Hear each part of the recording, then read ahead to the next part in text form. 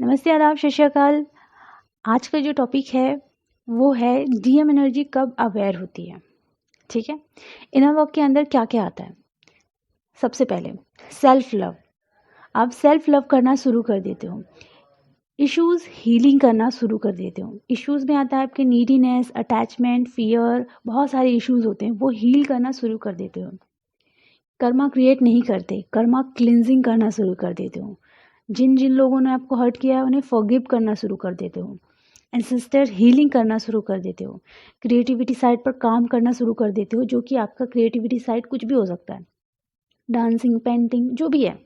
ठीक है, उस पर काम करते हो, पब्लिक प्लेटफॉर्म में आप उसे शेयर भी करते हो। ठीक है, तो इस तरीके से आप उस पर काम करने लगते हो, सबको अनकंडीशनल लव करने लगते हो।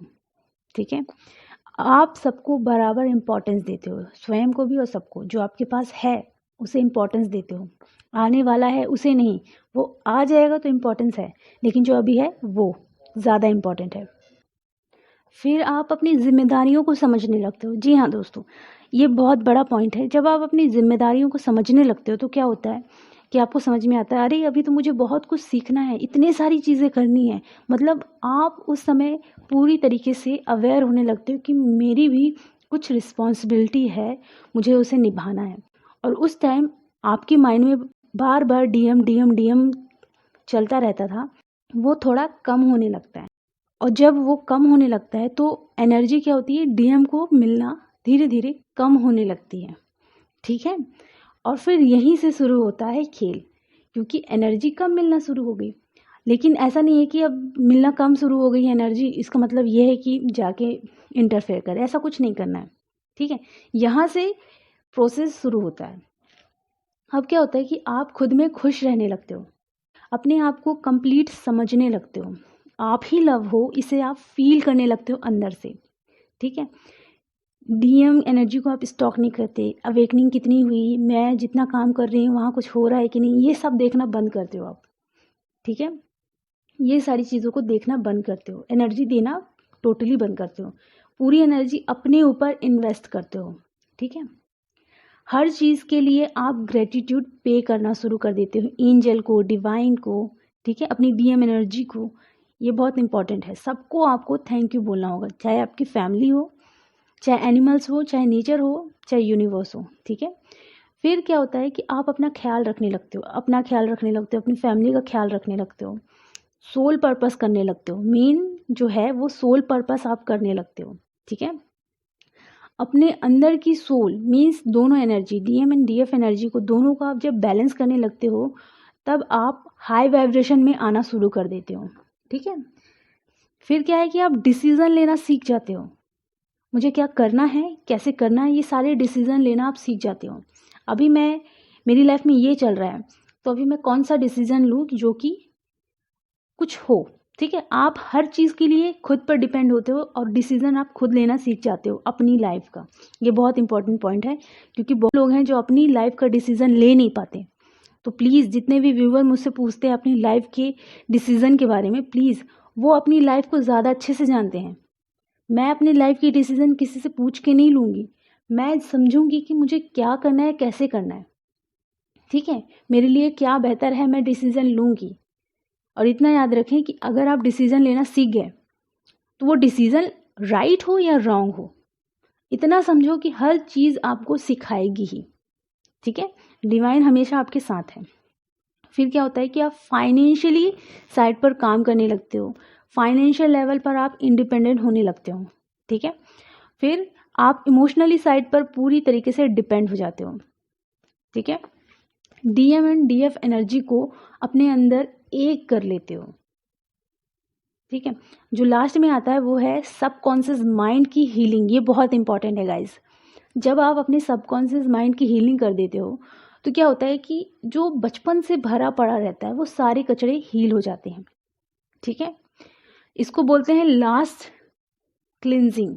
जी हाँ, ये बहुत इंपॉर्टेंट होता है। जब ये हील हो जाता है ना, तो कोई भी गिला शिकवा किसी से भी नहीं होता। ठीक है, कोई भी पेन, कोई भी वुंड्स हमारे अंदर नहीं होता, क्योंकि वो पूरी तरीके से हील हो जाता है। फिर क्या होता है, हमें अपनी सबकॉन्शियस माइंड की रीप्रोग्रामिंग करनी होती है।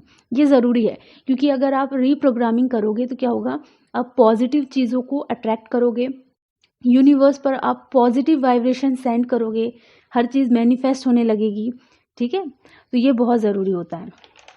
जब आप अपने सबकॉन्शियस माइंड की रीप्रोग्रामिंग करोगे तो क्या होता है कि आप अच्छे से और अच्छे तरीके से आप जीना शुरू कर देते हो।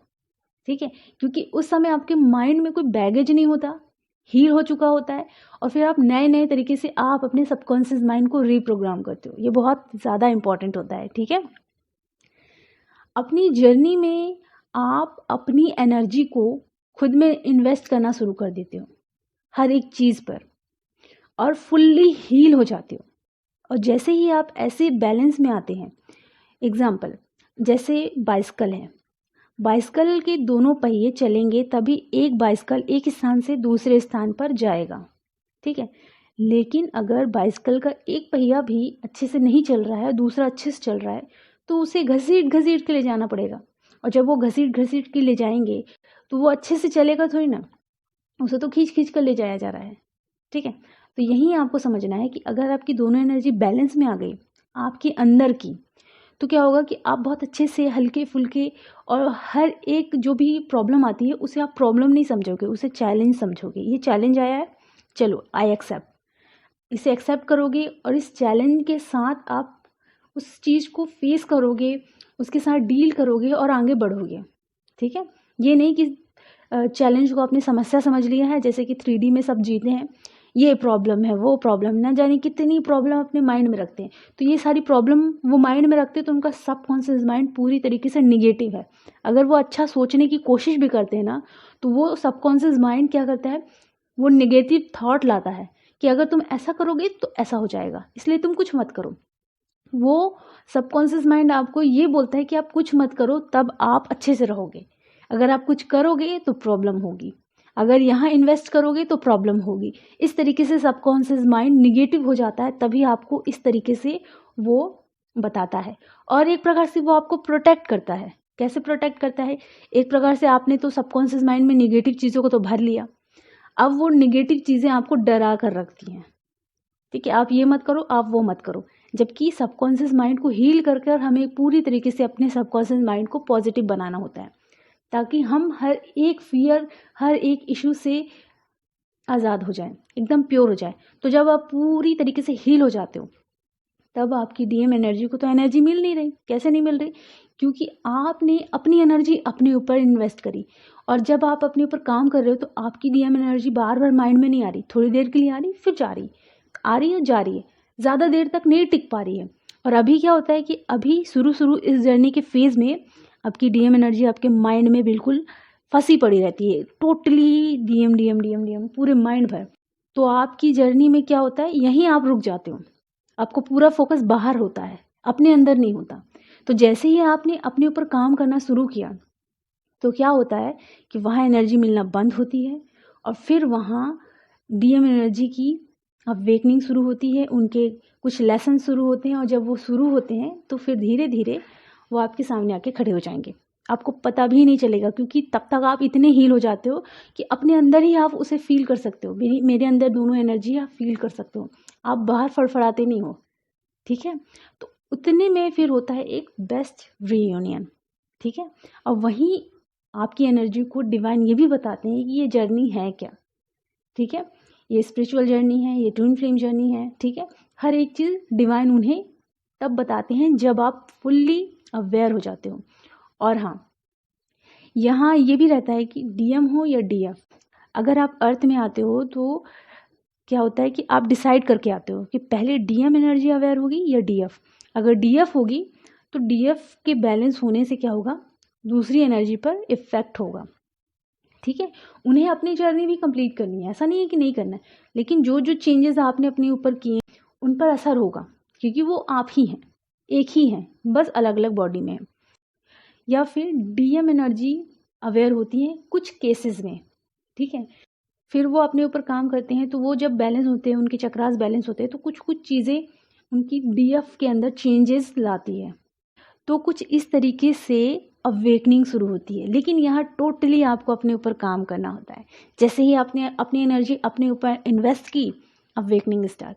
लेकिन आपको बार बार सोचना नहीं है कि क्या हो रहा है, क्या हो रहा है, या फिर क्या देखना नहीं है बार बार, ऐसी चीज़ें करनी ही नहीं है आपको। चेंजेस आए कि नहीं आए मेरे इनर वर्क के द्वारा, बहुत सारे लोग यही गलती कर देते हैं।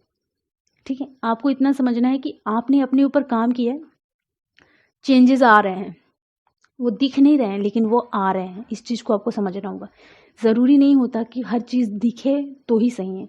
मैंने आपको बताया है पिछले वीडियो में, हवा चलती है, दिखती नहीं है, सांस लेते हैं, दिखती नहीं है, लेकिन वो होती है। इस चीज़ को समझे। डिवाइन दिखते नहीं है लेकिन आपको महसूस होते हैं। तो बस वही है कि चेंजेस आते हैं पर वो दिखते नहीं है। ठीक है, और जो दिख रहा है वो सही नहीं है, और जो नहीं दिख रहा वही सही होता है। इस चीज़ को आप समझ लें। 5D रियलिटी को आप देखना शुरू करें। ठीक है, तो इसी तरीके से होती है। ठीक है, अपना ख्याल रखें और खुश रहें।